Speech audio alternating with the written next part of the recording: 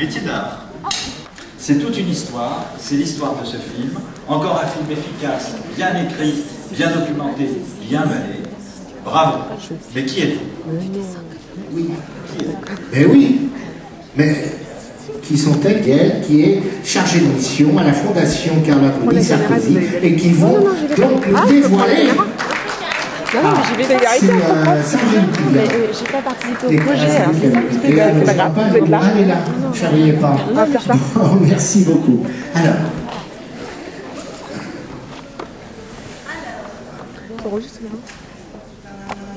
Le clap, je filme le métier d'art qui me plaît, est décerné au film Le violon et son luthier du collège André Mauroy à l'école.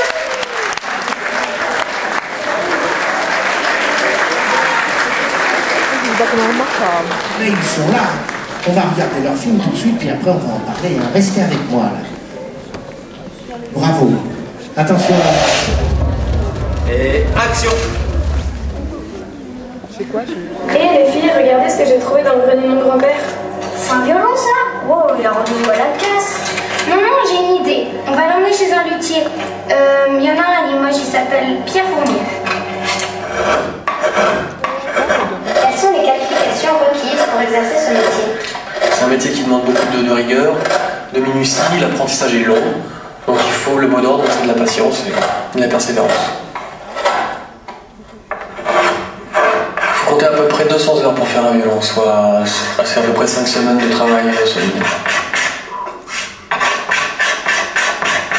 Alors, je vais refaire cette vieille âme, elle supporte la table et le fond à l'intérieur de l'instrument pour éviter que la table s'affaisse. Et puis c'est aussi un objet très important pour le son en fonction de sa position à l'intérieur de l'instrument. Et y a-t-il beaucoup de luthiers en France? Alors des luthiers du quatuor, donc qui travaillent comme moi sur violon, alto, violoncelle, on est à peu près 250 regroupés par association.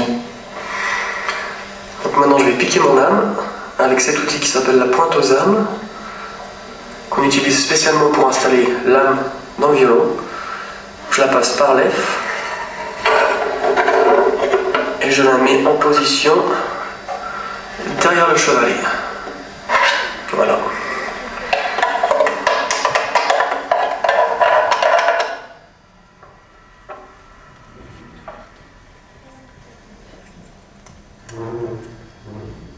Je vais prolonger la touche avec un crayon sur le chevalet pour avoir une idée de la hauteur de corde à donner au chevalet. Voilà. Avez-vous besoin de diplôme pour devenir luthier? C'est préférable. Il existe 4 écoles en Europe pour faire de la lutherie. C'est-à-dire qu'il y en a celle qui est en France, c'est Mirecourt. Il y en a une en Angleterre qui est à Newark. Une en Italie qui est Crémone, la patrie de Stradivarius, et puis une en Allemagne qui est à Mittenwald.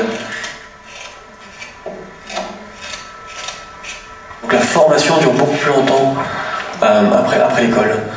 Alors il y a aussi d'autres moyens de se former pour arriver à la lutherie, c'est de commencer par le travail du bois, comme l'ébénisterie ou la menuiserie, la sculpture, la marqueterie. Ça permet d'avoir un pied un petit peu dans le travail du bois, d'avoir une notion d'affûtage des outils, de connaître un petit peu les assemblages, savoir ce que c'est que la précision des assemblages en bois. Et voilà, notre violon à chevalet, il ne reste plus qu'à installer les cordes. Chut, je dois y aller, on attend pour la répétition.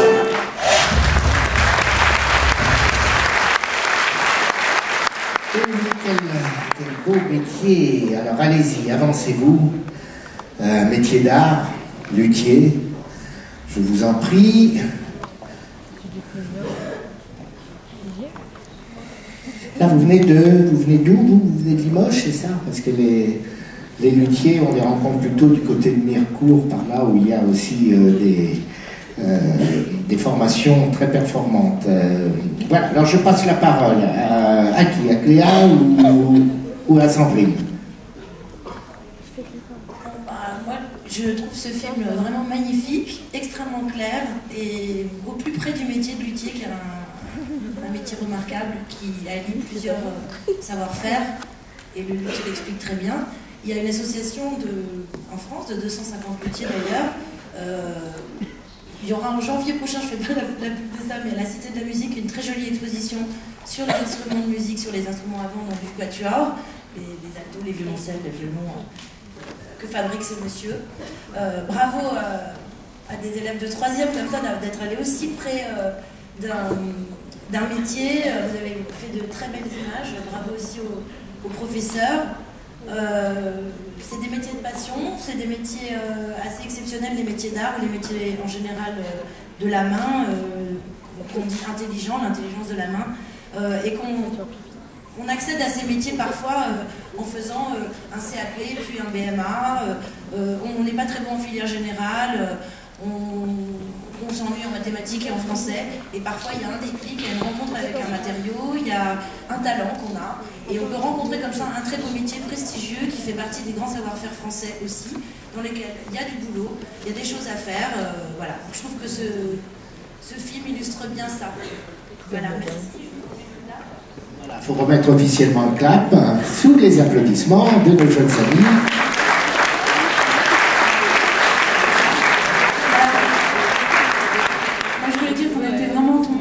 Très amoureux de cette histoire de cette planche de bois, hein, dont vous avez su situer à la fois la beauté du geste, mais aussi la complexité du parcours. C'était vraiment un film très complet, très bien mené, vraiment bien écrit.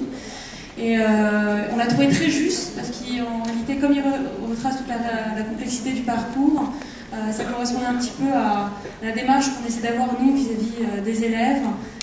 Vu qu'à travers le programme éducation, la Fondation, on essaie de recréer des passerelles entre l'enseignement secondaire et l'enseignement supérieur, et notamment les filières professionnelles qu'on essaie d'emmener vers de l'enseignement supérieur dans les métiers d'art.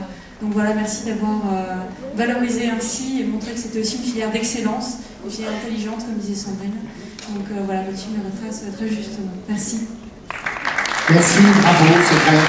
Le meilleur métier d'art du monde, je le disais tout à l'heure. Alors, un petit mot pour parler de l'aventure, de ce que ça a aussi procuré comme joie, comme travail, comme esprit d'équipe. Qui veut s'exprimer? Enseignant. Les jeunes? Ah non, les enseignants, non. Alors, d'accord, l'enseignant qui s'en est occupé n'est pas là. D'autant plus que le temps passe vite. Le temps passe vite, hein, parce que vous l'avez tourné, vous étiez en quelle classe? En 5e. Et maintenant vous êtes en 4e. Ben voilà. Ben oui, effectivement, elle est montée d'une classe. Bon, alors expliquez-nous tout ça. D'abord ça a commencé, mais on n'était pas. Il y avait aussi 2 autres personnes, Agathe et Théo, qui ont participé au tournage. Et puis on a été invités chez un luthier où on a vu comment il faisait, et ça nous a appris, et puis c'est sympa comme luthier. Enfin voilà, et c'est pas très connu. Et ça donne envie de quoi? De jouer du violon ou de fabriquer des violons? Les deux. Les deux en général. Hein. Vous voulez dire quelque chose encore sur cette belle aventure? Je voulais remercier notre professeur de musique qui n'a pas pu se libérer pour venir, Monsieur Rabot, qui court partout, donc il n'y a pas toujours le temps de se libérer. Voilà. Oui, merci à lui. Et puis voilà. Voilà. Ben, merci à vous, surtout d'avoir réalisé ce film. Les élèves sont utiles. Vous pouvez gagner votre place, on va passer. Merci aussi à...